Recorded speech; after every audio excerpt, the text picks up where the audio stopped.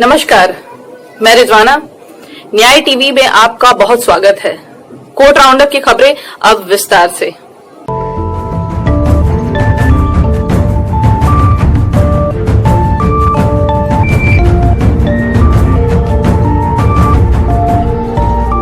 Supreme court ने केंद्र सरकार, गुजरात और महाराष्ट्र सरकार एवं अडानी ग्रुप ऑफ कंपनीज तथा चीनी समकक्षों के बीच हुए मेमोरेंडम ऑफ अंडरस्टैंडिंग को समाप्त करने के निर्देश देने संबंधी जनहित याचिका पर सुनवाई करते हुए याचिकाकर्ता को शुक्रवार को निर्देश दिया कि वो केंद्र सरकार को याचिका की एक प्रति उपलब्ध कराएं।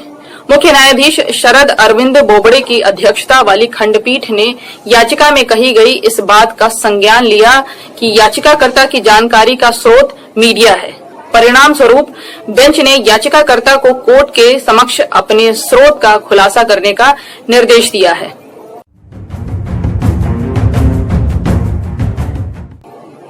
हिमाचल प्रदेश उच्च न्यायालय ने सोमवार को राज्य नागरिक आपूर्ति निगम को उदारता प्रदान करने के मामले में विवेक का मनमाना प्रयोग करने के लिए फटकार लगाई और टिप्पणी की कि तत्काल मामले में राज्य सरकार के अप्रिय निरंकुश कार्य प्रणाली को स्पष्ट रूप से दर्शाया गया है।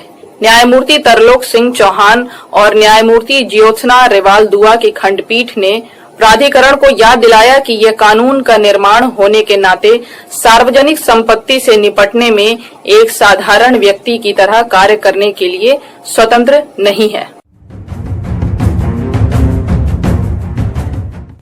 हरियाणा में मनोहर लाल खट्टर की अगुवाई वाली बीजेपी जेजेपी की सरकार द्वारा गुपचुप तरीके से रेप और हत्या के दोषी डेरा सच्चा सौदा प्रमुख राम रहीम को 24 घंटे की पैरोल देने का मामला सामने आया है।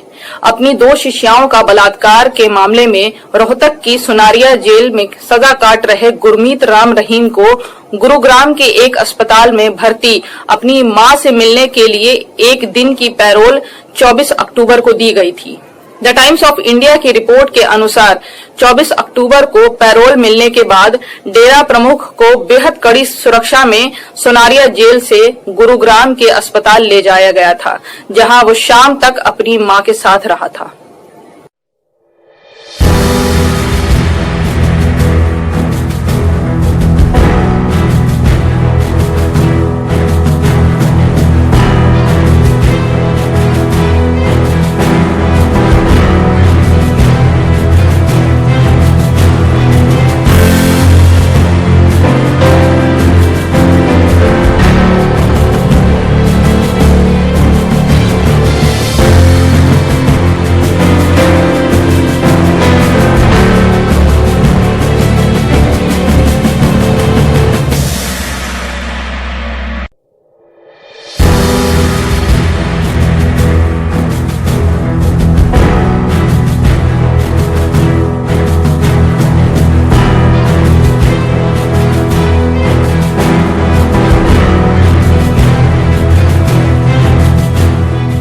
करकरडुमा कोर्ट दिल्ली ने गुरुवार 5 नवंबर को तिहाड़ जेल अधीक्षक को निर्देश दिया कि जरूरत पड़ने पर स्टाफ में बदलाव किया जाए, जिसके खिलाफ आरोपी आवेदक और छात्र कार्यकर्ता गुलफिशा फातिमा ने मानसिक उत्पीड़न का आरोप लगाया था।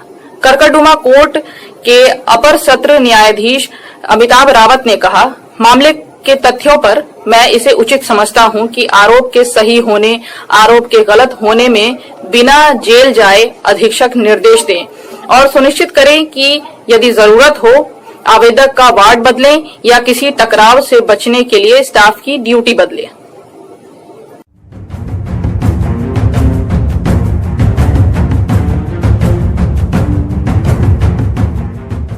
अशोक अरोड़ा और अन्य को सुप्रीम कोर्ट बार एसोसिएशन और बार काउंसिल ऑफ इंडिया को सुनकर मामले पर अपना जवाब दाखिल करने के लिए सोमवार तक का समय देते हुए कहा, दिल्ली हाई कोर्ट की जस्टिस एंड लॉ और जस्टिस आशा मेनन के डिवीजन बेंच ने सुप्रीम कोर्ट बार एसोसिएशन के सचिव के रूप में अशोक अरोड़ा के निलंबन के मामले में शुक्रवार को आदेश सुरक्षित रखा है।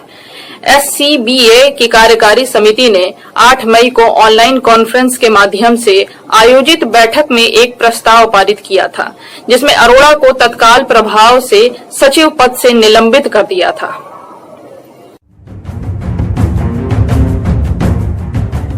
तो आज बस इतना ही। मुझे रिजवाना को दीजिए इजाजत। आप बने रहिए न्याय टीवी के साथ।